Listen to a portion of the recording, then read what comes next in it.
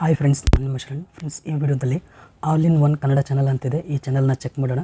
ಇದರಲ್ಲಿ ಏನೇನು ಚೆನ್ನಾಗಿ ವರ್ಕ್ ಮಾಡ್ತಾ ಇದ್ದಾರೆ ಮತ್ತು ಏನು ಇಂಪ್ರೂವ್ ಮಾಡ್ಕೋಬೇಕು, ಈ ಚಾನಲ್ನಲ್ಲಿ ವ್ಯೂಸ್, ಸಬ್ಸ್ಕ್ರೈಬರ್ಸ್, ವಾಚ್ ಟೈಮ್ ಜಾಸ್ತಿ ಆಗಬೇಕು ಅಂತಂದರೆ ಏನೆಲ್ಲ ಇನ್ನೂ ಮಾಡಬೇಕು ಅಂತೇಳಿ ನಿಮಗೆ ತಿಳಿಸ್ಕೊಡ್ತೀನಿ. ಇದು ರಂಗೋಲಿ ರಿಲೇಟೆಡ್ ಚಾನಲ್ ಇದೆ ಫ್ರೆಂಡ್ಸ್. ಇದು all in one Kannada channel ಅಂತಿದೆ. ಇದರಲ್ಲಿ ಒಂದೊಂದು ವೀಡಿಯೋ ಬೇರೆ ಟಾಪಿಕ್ ರಿಲೇಟೆಡ್ ಇರುತ್ತೆ. ಜಾಸ್ತಿ ಅಂತಂದರೆ ರಂಗೋಲಿ ರಿಲೇಟೆಡ್ ವೀಡಿಯೋಸ್ ಇದೆ. ಇದರಲ್ಲಿ ವೀಡಿಯೋಸ್ನ ಕ್ಲಿಕ್ ಮಾಡ್ತೀನಿ. ನೋಡ್ತಾ ಇದ್ದೀರಾ, ಕಲಿಯಲು ಸುಲಭವಾದಂಥ 5 ರಂಗೋಲಿ ರಿಲೇಟೆಡ್ ಎಲ್ಲ ವೀಡಿಯೋಸು, ಇವೆಲ್ಲ ರಂಗೋಲಿ ರಿಲೇಟೆಡೇ ಇದೆ. ಒಂದೊಂದು ವೀಡಿಯೋ ಮಾತ್ರ ಬೇರೆ ಟಾಪಿಕ್ ರಿಲೇಟೆಡ್ ಇರುತ್ತೆ. ಇಲ್ಲಿ ನೋಡ್ತಿದ್ರೆ simple and easy trick to trying jasmine flower. ಇದು ದುಂಡು ಮಲ್ಲಿಗೆ ಹೂ ಕಟ್ತಾರಲ್ಲ, ಅದು ಯಾವ ಥರ ಕಟ್ಟಬೇಕಂತೇಳಿ ಇಲ್ಲಿ ಎಕ್ಸ್ಪ್ಲೇನ್ ಮಾಡಿದ್ದಾರೆ. ಇದು ಒಂದು ಬೇರೆದಿದೆ. ನೇಮ್ಸ್ ಆಫ್ ಡಿಫ್ರೆಂಟ್ ರಿಲೇಷನ್ಶಿಪ್, ಇದು ಒಂದು ಬೇರೆದಿದೆ. ಒಂದು ಸ್ವಲ್ಪ ಈಗ ವೀಡಿಯೋಸ್ 106 ವೀಡಿಯೋಸ್ ಇದೆ. ಇದರಲ್ಲಿ ಒಂದು 10 to 15 ವೀಡಿಯೋಸ್ ಬೇರೆದಿದೆ.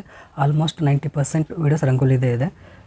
ಇದು ರಂಗೋಲಿ ಚೆನ್ನಾಗಿ ಹಾಕ್ತಾರೆ ಈ ಒಂದು ಚಾನಲ್ನಲ್ಲಿ. ನೀವು ರಂಗೋಲಿ ರಿಲೇಟೆಡ್ ವೀಡಿಯೋಸ್ ನಿಮಗೆ ಇಷ್ಟ ಆದರೆ ಈ ಚಾನಲ್ನ ಸಬ್ಸ್ಕ್ರೈಬ್ ಮಾಡಿ ಫಾಲೋ ಮಾಡ್ಬೋದು. ಹಾಗೆ ಅವರಿಗೆ ಸಪೋರ್ಟ್ ಆದಂಗೆ ಆಗುತ್ತೆ. ಸಬ್ಸ್ಕ್ರೈಬ್ ಮಾಡಿ ಈ ಚಾನಲ್ಗೆ. ನೆಕ್ಸ್ಟ್ ಇದರಲ್ಲಿ ಏನೇನು ಚೆನ್ನಾಗಿದೆ ಅಂತೇಳಿ ಫಸ್ಟ್ ಪಾಸಿಟಿವ್ನ ಏನೇನಿದೆ ಅಂತೇಳಿ ನೋಡೋಣ. ಫಸ್ಟ್, ಈ ಚಾನಲ್ನಲ್ಲಿ ಸಬ್ಸ್ಕ್ರೈಬರ್ಸ್ನ ಹೈಡ್ ಮಾಡಿದ್ದಾರೆ. ಇದು ಎಲ್ಲ ಚಾನಲ್ನಲ್ಲೂ ಮಾಡಬೇಕು. ಜಾಸ್ತಿ ಸಬ್ಸ್ಕ್ರೈಬರ್ಸ್ ಇರಲಿಲ್ಲ ಅಂತಂದರೆ ಈ ಒಂದು ಕೆಲಸ ನೀವು ಮಾಡಲೇಬೇಕಾಗುತ್ತೆ. ಜಾಸ್ತಿ ಸಬ್ಸ್ಕ್ರೈಬರ್ಸ್ ಆದರು ಅಂತಂದರೆ 2000 3000 ಸಬ್ಸ್ಕ್ರೈಬರ್ಸ್ ಆದಮೇಲೆ ನೀವು ಹೈಡ್ ಮಾಡಿರೋದನ್ನ ಅನ್ಹೈಡ್ ಮಾಡ್ಬೋದು. ಅಂದರೆ ಸಬ್ಸ್ಕ್ರೈಬರ್ಸ್ ಕಾಣೋ ಥರ ಮಾಡ್ಬೋದು. ನೆಕ್ಸ್ಟ್, ಈ ಚಾನಲ್ ಕ್ಯಾಟಗರಿ ಸೂಪರ್ ಆಗಿದೆ. ಯಾಕೆಂತಂದರೆ ಇದರಲ್ಲಿ ಕಾಪಿರೈಟ್ ಇಮೇಜಸ್ ಆಗಲಿ ವೀಡಿಯೋಸ್ ಆಗಲಿ ಏನು ಯೂಸ್ ಮಾಡೋ ಅಗತ್ಯನೇ ಇರಲ್ಲ. ಇದು ರಂಗೋಲಿ ರಿಲೇಟೆಡ್ ಇದೆ ಅಂತಂದರೆ ನೀವು ರಂಗೋಲಿನ ಕಲ್ತಿರ್ತೀರ. ಹೆಣ್ಮಕ್ಳಾದರೆ ಮೊದಲಿಂದಲೂ ಚಿಕ್ಕವರು ಇರೋದ್ರಿಂದನೂ ನೀವು ರಂಗೋಲಿನ ಹಾಕ್ತಾ ಇರ್ತೀರ. ಅಂದರೆ ಮೊದಲಿಂದನೂ ನಿಮಗೆ ಗ್ರಿಪ್ ಇರುತ್ತೆ ಈ ಒಂದು ಟಾಪಿಕ್ ಮೇಲೆ, ಈ ಕ್ಯಾಟಗರಿ ಮೇಲೆ. ವೀಡಿಯೋಸ್ನ ನೀವೇನಿಲ್ಲ, ಜಸ್ಟ್ ರಂಗೋಲಿ ಹಾಕೋದನ್ನು ವೀಡಿಯೋ ಮಾಡೋದು ಯೂಟ್ಯೂಬ್ ಚಾನಲ್ಗೆ ಅಪ್ಲೋಡ್ ಮಾಡೋದು, ಇಷ್ಟೇ ನಿಮ್ಮ ಕೆಲಸ ಇರುತ್ತೆ. ಸ್ವಲ್ಪ ಬೇರೆ ಬೇರೆ ಟಿಪ್ಸ್ನ ನಾನು ಹೇಳ್ತೀನಿ. ಅದನ್ನ ನೀವು ಫಾಲೋ ಮಾಡಿದರೆ ನಿಮ್ಮ ಚಾನಲ್ ಈಸಿಯಾಗಿ ಬೇಗ ಗ್ರೋ ಆಗಿಬಿಡುತ್ತೆ. ಇದು ಒಂದು ಕ್ಯಾಟಗರಿ ತುಂಬ ಚೆನ್ನಾಗಿದೆ ಮತ್ತು ಈಸಿಯಾಗಿ ನೀವು ವೀಡಿಯೋಸ್ನ ಅಪ್ಲೋಡ್ ಮಾಡ್ಬೋದು. ಜಾಸ್ತಿ ವೀಡಿಯೋಸ್ನ ಅಪ್ಲೋಡ್ ಮಾಡ್ಬೋದು. ಈಗ ಬೇರೆ ಕ್ಯಾಟಗರಿ ಇತ್ತು, ಈಗ ನೀವು ಲೇಡೀಸ್ ಇದ್ರೆ ಅಂತಂದರೆ ಕಿಚನ್ ರೆಸಿಪಿ ಮಾಡೋದಾಗಲಿ ಆ ಥರ ಇತ್ತು ಅಂತಂದರೆ ಜಾಸ್ತಿ ಟೈಮ್ ತೊಗೊಳುತ್ತೆ. ಒಂದು ರೆಸಿಪಿ ಮಾಡಬೇಕು, ರೆಡಿ ಮಾಡಬೇಕು ಅಂತೇಳಿ, ಮತ್ತು ಅದನ್ನು ಚೆಕ್ ಮಾಡಬೇಕು ಸರಿಯಾಗಿ ಆಗಿದೆಯಾ ಇಲ್ಲ ಅಂತೇಳಿ ಚೆಕ್ ಮಾಡಿ ಮತ್ತೆ ಅದರ ರಿಲೇಟೆಡ್ ವೀಡಿಯೋ ಮಾಡಬೇಕಾಗುತ್ತೆ. ಇದರಲ್ಲಿ ಏನಿಲ್ಲ, ನಿಮಗೆ ಮೊದಲಿಂದನೂ ಇದು ರಂಗೋಲಿ ರಿಲೇಟೆಡ್ ಎಲ್ಲನೂ ಗೊತ್ತಿರುತ್ತೆ, ಯಾವ ಥರ ಹಾಕಬೇಕು, ಎಕ್ಸ್ಪೀರಿಯನ್ಸ್ ಇರುತ್ತೆ ಮೊದಲಿಂದನೂ. ಹಾಗಾಗಿ ನೀವು ಬೇಗ ವೀಡಿಯೋನ ಹಾಕ್ಬೋದು. ಒನ್ ಡೇಗೆ 4-5 ವೀಡಿಯೋಸ್ನ ಅಪ್ಲೋಡ್ ಮಾಡ್ಬೋದು ನಿಮ್ಮ ಚಾನಲ್ಗೆ. ಇದೊಂದು ಸೂಪರಾಗಿ ಕ್ಯಾಟಗರಿ ಇದೆ, ಈಸಿ ಇದೆ. ನೀವು ಬೇಗ ಗ್ರೋ ಆಗ್ಬೋದು ಈ ಚಾನಲ್ನಲ್ಲಿ. ಮತ್ತು ಕಾಪಿರೈಟ್ ಸ್ಟ್ರೈಕ್ ಆಗಲಿ, ಕಾಪಿರೈಟ್ ಕ್ಲೇಮ್ ಆಗಲಿ ಏನೂ ಬರೋಲ್ಲ ಇದರಲ್ಲಿ. ನೀವು ಬ್ಯಾಕ್ಗ್ರೌಂಡ್ ಮ್ಯೂಸಿಕ್ನ ಯೂಟ್ಯೂಬ್ನಲ್ಲಿರೋ ಬ್ಯಾಕ್ಗ್ರೌಂಡ್ ಮ್ಯೂಸಿಕ್ ಇರುತ್ತಲ್ಲ, ಮ್ಯೂಸಿಕ್ನ ನೀವು ಇದರಲ್ಲಿ ಹಾಕ್ಬೋದು. ಅದೊಂದು ಬಿಟ್ಟರೆ ಮತ್ತೇನೂ ಬೇಕಾಗಲ್ಲ ಈ ಒಂದು ಕ್ಯಾಟಗರಿ ವೀಡಿಯೋಸ್ಗೆ. ಚೆನ್ನಾಗಿದೆ ಈ ಒಂದು ಕ್ಯಾಟಗರಿ ರಂಗೋಲಿ ವೀಡಿಯೋಸ್ ಅಪ್ಲೋಡ್ ಮಾಡೋದು. ಇದನ್ನು ಕಂಟಿನ್ಯೂ ಮಾಡಿ. ನೆಕ್ಸ್ಟ್, ಸಬ್ಸ್ಕ್ರೈಬರ್ಸ್ನ ಹೈಡ್ ಮಾಡಿದ್ದೀರಾ, ಇದು ಸೂಪರ್. ನೆಕ್ಸ್ಟ್, ತಮ್ನೇಲ್ನ ಚೆನ್ನಾಗಿ ಕ್ರಿಯೇಟ್ ಮಾಡ್ತಾಯಿದ್ದೀರಾ. ಅಂದರೆ ಅಟ್ರಾಕ್ಟಿವ್ ಇದೆ, ನೋಡಿದ ತಕ್ಷಣ ವೀಡಿಯೋನ ಕ್ಲಿಕ್ ಮಾಡಿ ನೋಡಬೇಕು ಅನಿಸುತ್ತೆ, ಆ ಥರ ಕ್ರಿಯೇಟ್ ಮಾಡ್ತಾಯಿದ್ದೀರಾ. ನಂದು ಇನ್ನೊಂದು ಏನು ಸಜೆಷನ್ ಅಂತಂದರೆ, ಇದು ರಂಗೋಲಿ ಓನ್ಲಿ ಕರ್ನಾಟಕದಲ್ಲಿ ನೋಡಬೇಕಂತೇನಿಲ್ಲ, ಎಲ್ಲ ಬೇರೆ ಕಂಟ್ರಿನಲ್ಲಿ ಸ್ವಲ್ಪ ಜನ ನೋಡ್ಬೋದು. ಆದರೆ ಇಂಡಿಯಾ ಫುಲ್ ನೋಡ್ಬೋದಲ್ಲ, ಅದಕ್ಕಾಗಿ ನೀವು ಬೇರೆ ಥರ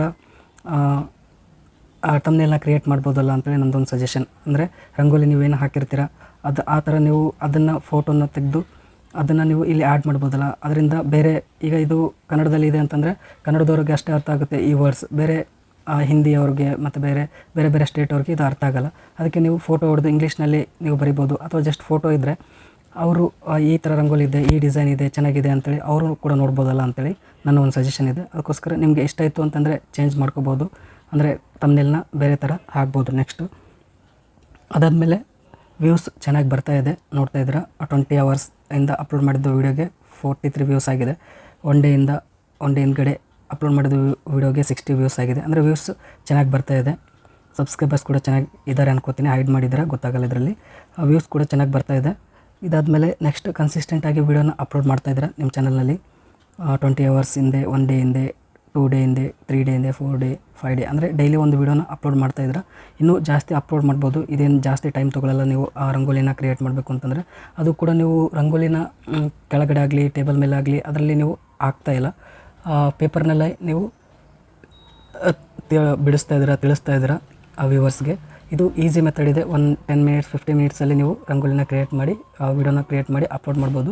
ಅಂದರೆ ನೀವು ಜಾಸ್ತಿ ವೀಡಿಯೋಸ್ನ ಅಪ್ಲೋಡ್ ಮಾಡೋ ಚಾನ್ಸಸ್ ಜಾಸ್ತಿ ಇದೆ. ಅದಕ್ಕಾಗಿ ನೀವು ಡೈಲಿ ಒಂದು ವೀಡಿಯೋ ಅಪ್ಲೋಡ್ ಮಾಡೋ ಬದಲು ಡೈಲಿ 3 ವೀಡಿಯೋಸ್ 4 ವೀಡಿಯೋಸ್ ಈ ಥರ ಅಪ್ಲೋಡ್ ಮಾಡಿ ಇನ್ನೂ ಚೆನ್ನಾಗಿ ಗ್ರೋ ಆಗುತ್ತೆ ನಿಮ್ಮ ಚಾನಲ್.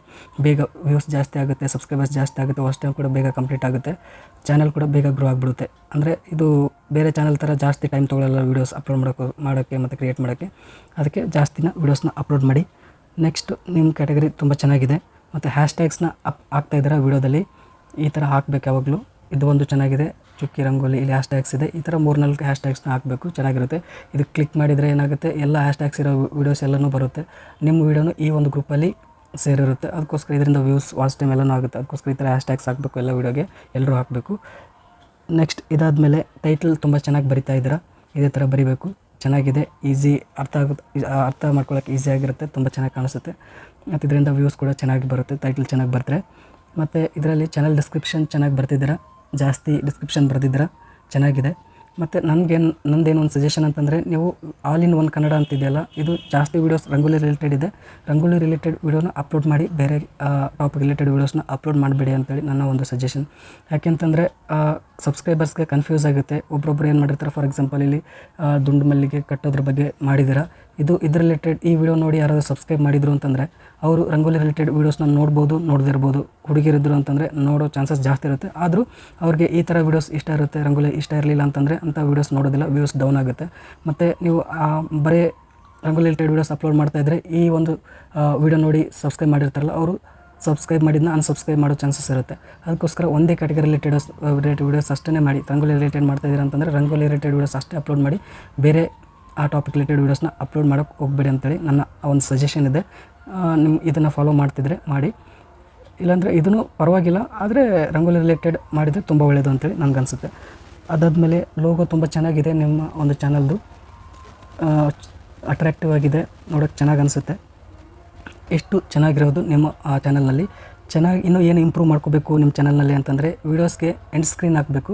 1-2 ವೀಡಿಯೋಗೆ ಎಂಡ್ ಸ್ಕ್ರೀನ್ ಹಾಕಿದರೆ ಎಂಡ್ ಸ್ಕ್ರೀನ್ ವೀಡಿಯೋಸ್ ಹಾಕಬೇಕು. ಅಂದರೆ ವೀಡಿಯೋ ಕಂಪ್ಲೀಟ್ ಆದಮೇಲೆ ಕಂಪ್ಲೀಟ್ ಆದಮೇಲೆ ಲಾಸ್ಟ್ 1-2-3 ವೀಡಿಯೋ ಬರುತ್ತೆ, ಅಲ್ಲಿ ಅದನ್ನು ಕ್ಲಿಕ್ ಮಾಡಿದರೆ ವ್ಯೂಸ್ ವಾಚ್ ಟೈಮ್ ಆಗುತ್ತೆ. ಆ ಥರ ನೀವು ಎಂಡ್ ಸ್ಕ್ರೀನಲ್ಲಿ ವೀಡಿಯೋಸ್ನ ಹಾಕಬೇಕು, ಆ್ಯಡ್ ಮಾಡಬೇಕು. ಇದರಿಂದ ವ್ಯೂಸ್ ಜಾಸ್ತಿ ಆಗುತ್ತೆ, ವಾಚ್ ಟೈಮ್, ಸಬ್ಸ್ಕ್ರೈಬರ್ಸ್ ಎಲ್ಲನೂ ಜಾಸ್ತಿ ಆಗುತ್ತೆ, ನಿಮ್ಮ ಚಾನಲ್ ಗ್ರೋ ಆಗುತ್ತೆ. ಅದನ್ನು ನೀವು ಇಂಪ್ರೂವ್ ಮಾಡ್ಕೊಳ್ಳಿ. 1-2 ವೀಡಿಯೋಗೆ ಹಾಕಿದ್ದೀರಾ, ಬೇರೆ ವೀಡಿಯೋಸ್ನ ನೋಡಿದರೆ ಹಾಕಿಲ್ಲ, ಅದಕ್ಕೋಸ್ಕರ ಇದನ್ನು ನೀವು ಎಲ್ಲ ವೀಡಿಯೋಗೆ ಹಾಕಬೇಕು. ಮತ್ತು ಐ ಕಾರ್ಡ್ನ ಆ್ಯಡ್ ಮಾಡಿ. 1-2 ವೀಡಿಯೋಗೆ ಅಷ್ಟೇ ನೋಡಿದ್ದೀನಿ, ಐ ಕಾರ್ಡ್ ಆ್ಯಡ್ ಮಾಡಿದ್ದೀರಾ, ಬೇರೆ ವೀಡಿಯೋಸ್ಗೆ ಆ್ಯಡ್ ಮಾಡಿಲ್ಲ. ಅದನ್ನು ಆ್ಯಡ್ ಮಾಡೋಕ್ಕೆ ಟ್ರೈ ಮಾಡಿ ಎಲ್ಲ ವೀಡಿಯೋದಕ್ಕೂ. ನೆಕ್ಸ್ಟು ಅಪ್ಲೋಡ್ ಮೋರ್ ವೀಡಿಯೋಸ್, ಅಂದರೆ ಜಾಸ್ತಿ ವೀಡಿಯೋಸ್ನ ಅಪ್ಲೋಡ್ ಮಾಡಿ ಡೈಲಿ, ಅದು ಒಂದು ಇಂಪ್ರೂವ್ ಮಾಡ್ಕೊಳ್ಳಿ.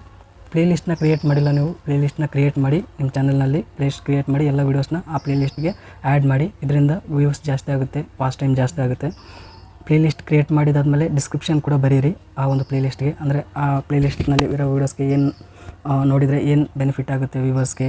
ಅಂದರೆ ಈಗ ರಂಗೋಲಿ ರಿಲೇಟೆಡ್ ಇದೆ ಅಂತಂದರೆ ರಂಗೋಲಿ ರಿಲೇಟೆಡ್ ವೀಡಿಯೋಸ್ ಇರುತ್ತೆ, ಇದರಲ್ಲಿ ನೋಡಿದರೆ ನಿಮಗೆ ರಂಗೋಲಿನ ಕಲಿಬೋದು, ಬೇರೆ ಬೇರೆ ಡಿಸೈನ್ನ ಕಲಿಬೋದು. ಮತ್ತು ಹಬ್ಬ ಮತ್ತು ಫೆಸ್ಟಿವಲ್ಸ್ ಬೇರೆ ಏನಾದರೂ ಇರುತ್ತಲ್ಲ ಪ್ರೋಗ್ರಾಮ್ಸ್ ಇದ್ದಾಗ, ಅವಾಗ ನೀವು ರಂಗೋಲಿನ ಹಾಕ್ಬೋದು. ಈ ಥರ ನಿಮ್ಗೆ ಏನು ಅನಿಸುತ್ತೆ ಅದನ್ನೆಲ್ಲನೂ ಬರೀರಿ ಡಿಸ್ಕ್ರಿಪ್ಷನಲ್ಲಿ. ಇದು ಒಂದು ನೀವು ಮಾಡಬೇಕಾಗಿರೋ ವರ್ಕ್. ನೆಕ್ಸ್ಟು ವೀಡಿಯೋ ಡಿಸ್ಕ್ರಿಪ್ಷನ್ ಬರೀತಾ ಇಲ್ಲ ನೀವು ಜಾಸ್ತಿ ವೀಡಿಯೋಸ್ಗೆ, ನೋಡ್ತಾಯಿದ್ರೆ ಡಿಸ್ಕ್ರಿಪ್ಷನ್ ಜಾಸ್ತಿ ಇಲ್ಲ, ಒಂದು 7-8 ಲೈನ್ ಅಷ್ಟೇ ಬರೆದಿದ್ರೆ, ಹ್ಯಾಶ್ಟ್ಯಾಗ್ಸ್ ಹಾಕಿದ್ರೆ.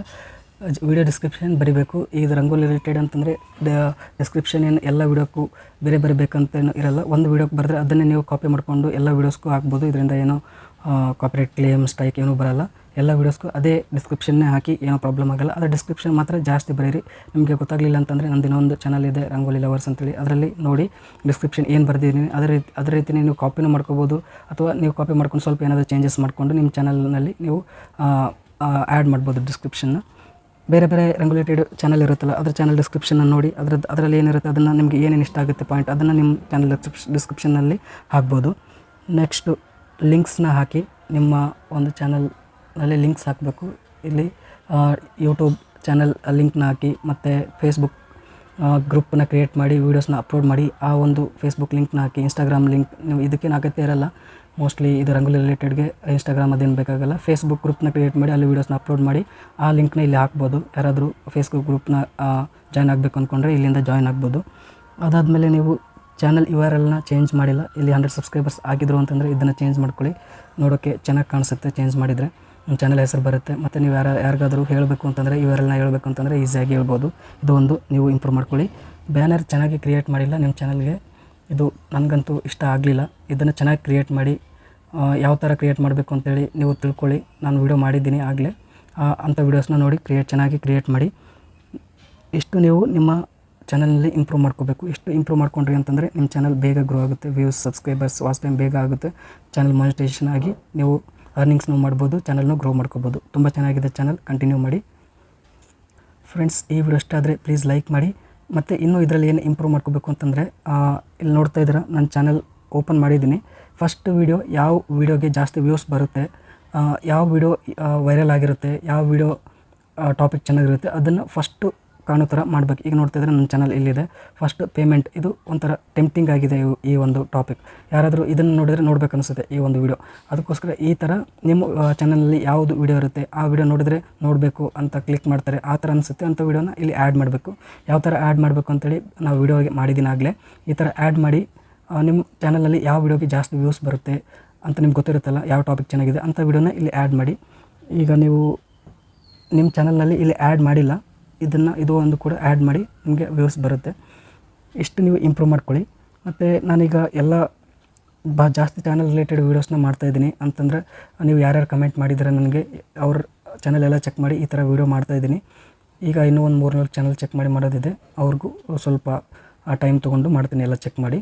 ಮತ್ತು ಈಗ ನಾನು ಎಲ್ರಿಗೂ ಈ ವಿಡಿಯೋ ಮಾಡ್ತಾಯಿದ್ದೀನಿ ಅಂದರೆ ಅವ್ರಿಗೋಸ್ಕರ ಅಷ್ಟೇ ಮಾಡ್ತಾಯಿಲ್ಲ, ಎಲ್ಲ ಆಡಿಯನ್ಸ್, ಎಲ್ಲ ವ್ಯೂವರ್ಸ್ಗೆ ಎಲ್ಲನೂ ಮಾಡ್ತಾಯಿದ್ದೀನಿ. ಯಾಕಂತಂದರೆ ಈಗ ನಾನು ಏನೇನು ಇದನ್ನು ಇಂಪ್ರೂವ್ ಮಾಡ್ಕೋಬೇಕು, ಇದು ಚೆನ್ನಾಗಿದೆ ಅಂತ ಹೇಳಿರ್ತೀನಲ್ಲ, ಅದನ್ನು ಏನೇನು ಇಂಪ್ರೂವ್ ಮಾಡ್ಕೋಬೇಕು ಅದು ನಿಮ್ಮ ಚಾನಲ್ನಲ್ಲೂ ಕೂಡ ನೀವು ನೋಡ್ಕೋಬೇಕು. ಇದು ನನ್ನ ಚಾನಲಲ್ಲಿ ಇದನ್ನು ನಾನು ಮಾಡಿಲ್ಲ, ಇದನ್ನು ಮುಂದೆ ವೀಡಿಯೋದಲ್ಲಿ ಮಾಡಬೇಕು, ಚಾನಲ್ನಲ್ಲಿ ಚೇಂಜಸ್ ಮಾಡಬೇಕು. ಈ ಥರ ತಿಳ್ಕೊಂಡು ನಿಮ್ಮ ಚಾನಲ್ನಲ್ಲಿ ಚೇಂಜಸ್ ಮಾಡಿಕೊಂಡ್ರೆ ನಿಮ್ಮ ಚಾನಲ್ ಗ್ರೋ ಆಗುತ್ತೆ.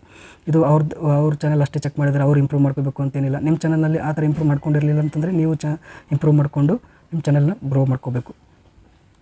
ಫ್ರೆಂಡ್ಸ್, ಈ ವಿಡಿಯೋ ಇಷ್ಟ ಆದರೆ ಪ್ಲೀಸ್ ಲೈಕ್ ಮಾಡಿ. ನನ್ನ ಚಾನಲ್ಗೆ ಸಬ್ಸ್ಕ್ರೈಬ್ ಆಗಿರಲಿಲ್ಲ ಅಂದರೆ ಪ್ಲೀಸ್ ಸಬ್ಸ್ಕ್ರೈಬ್ ಮಾಡ್ಕೊಳ್ಳಿ. ಇದೇ ರೀತಿ ಯೂಟ್ಯೂಬ್ ರಿಲೇಟೆಡ್ ವೀಡಿಯೋಸ್ನ ನಾನು ಅಪ್ಲೋಡ್ ಮಾಡ್ತಾ ಇರ್ತೀನಿ ಈ ಚಾನಲಲ್ಲಿ. Thank you friends.